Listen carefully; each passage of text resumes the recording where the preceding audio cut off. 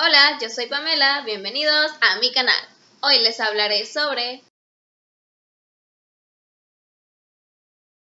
Inventado por el ingeniero francés Henri Pitot en 1732, el tubo de Pitot mide la diferencia entre la presión total y la presión estática, es decir, la presión dinámica, la cual es proporcional al cuadrado de la velocidad. También se le puede agregar un coeficiente de velocidad c, para tener en cuenta la irregular distribución de las velocidades, rugosidades de la tubería, etc.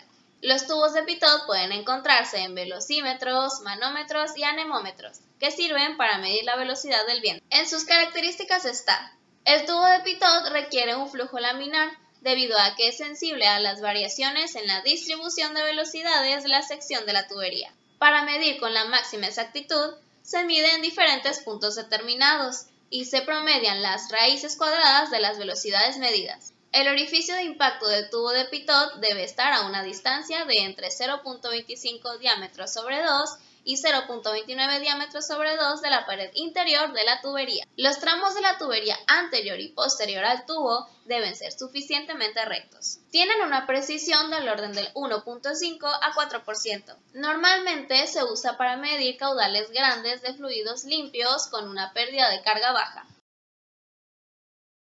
El tubo anular es una innovación del tubo Pitot y cuenta con dos tubos, uno para medir presión total y el otro para medir presión estática. El primero está situado a lo largo del diámetro transversal de la tubería y consta de varios orificios de diámetro igual cuya posición es determinada por computadora.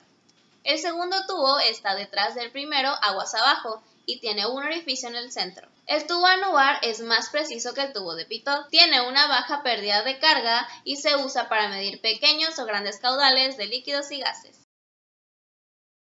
Estos instrumentos tienen la función de integrar el caudal de un gráfico, lo cual es requerido para la facturación o el balance energético de la planta. Existen tres tipos de integradores: mecánicos, neumáticos y electrónicos o digitales. Para los líquidos, las variaciones de densidad dependen de la temperatura, y en los gases y vapores de la presión, temperatura y compresibilidad. Por lo tanto, si se registran todas estas variables en el mismo gráfico y se calculan las correcciones, podremos obtener el caudal real.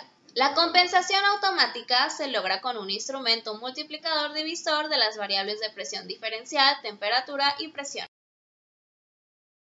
La presión diferencial creada por la placa orificio, tobera o tubo de Venturi puede medirse con un tubo U de mercurio, o bien transmitirse con convertidores diferenciales. Estos transmisores miden la presión diferencial y cómo varía el caudal según la raíz cuadrada de la presión diferencial. Los transmisores que mencionaré a continuación pueden usar transmisores neumáticos de equilibrio de fuerzas, transductores electrónicos de equilibrio de fuerzas o transductores digitales de silicio difundido o capacitivos según la variable a medir. Si quieres saber más sobre estos transmisores, les dejaré en la i el video en donde les explico más a fondo. Existen dos tipos de transmisores de presión diferencial, el de fuelle y el de diafragma. Los de fuelle tienen una cámara para alta presión y otra para baja presión. La alta presión comprime el fuelle, lo que arrastra la palanca de unión, el cable y un eje exterior cuyo movimiento actúa sobre el transductor neumático o electrónico. Un resorte de margen permite disponer de varias gamas de presión diferencial. La protección contra sobrecargas está asegurada por dos anillos de sello que cierran herméticamente el paso del líquido de llenado de un fuelle a otro e impiden su destrucción por maniobras incorrectas. También cuenta con una válvula contra pulsaciones de caudal que restringe el paso del líquido de llenado entre los fuelles. Los de diafragma son similares a los de fuelle, con la diferencia de que la separación de las cámaras se realiza mediante diafragmas en lugar de fuelles, con lo que el desplazamiento volumétrico es casi nulo. El cuerpo de estos transmisores suele ser de acero al carbono, acero inoxidable o aluminio,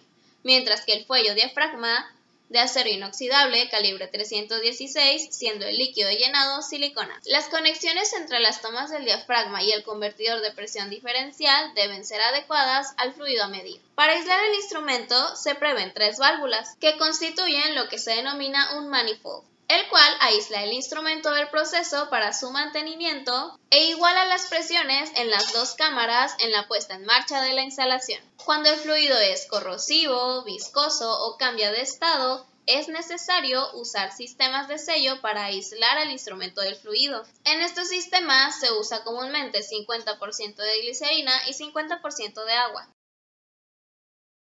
Para ambos tipos de transmisores, es importante tomar en cuenta si el fluido del proceso es susceptible a condensación, solidificación o congelación a la temperatura más baja que se encuentre en las tuberías, ya que si es así, es necesario disponer de un sistema de calentamiento que puede ser eléctrico o con vapor a baja presión. Si la tubería está sometida a vibraciones fuertes, es preferible que se tengan conexiones flexibles entre el instrumento y el sistema. Cuando no se puedan resolver los problemas de condensación o evaporación del fluido u obturación del elemento, es necesario tener un sistema de purga que introduzca un fluido de purga en la zona de medida del elemento diferencial. El fluido de purga debe ser limpio, no debe reaccionar con el fluido a medir, debe circular a caudal bajo y constante, 0.6 centímetros cúbicos por segundo para líquidos y 60 centímetros cúbicos por segundo para gas. Y se debe tener un sistema que impida la entrada del fluido del proceso en caso de fallos en la purga.